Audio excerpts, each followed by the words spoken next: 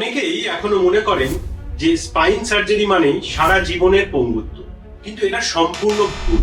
আধুনিক প্রযুক্তি নির্ভর করে যখন স্পাইন সার্জারি করা হয়, যেমন মাইক্রোস্কোপের ইউজ করে, নিউরো মনিটরিং এর ইউজ করে এবং আরো বিভিন্ন গ্যাজেট ইউজ করে যখন আমরা স্পাইন সার্জারি অত্যন্ত নিপুণভাবে করি, তখন কিন্তু রোগী অপারেশনের পরের দিনই হাঁটতে পারে, নিজের পায়ে দাঁড়াতে পারে।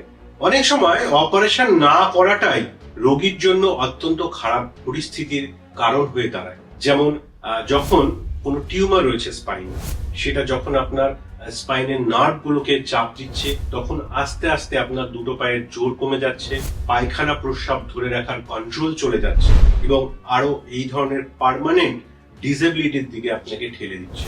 সুতরাং সময় মতো রোগ নির্ণয় এবং চিকিৎসা এবং দরকার মতো অপারেশন কিন্তু আপনাকে এই স্পাইনের বিভিন্ন প্রবলেম থেকে খুব তাড়াতাড়ি আবার স্বাভাবিক জীবনের ছন্দে ফিরিয়ে নিয়ে যেতে পারে।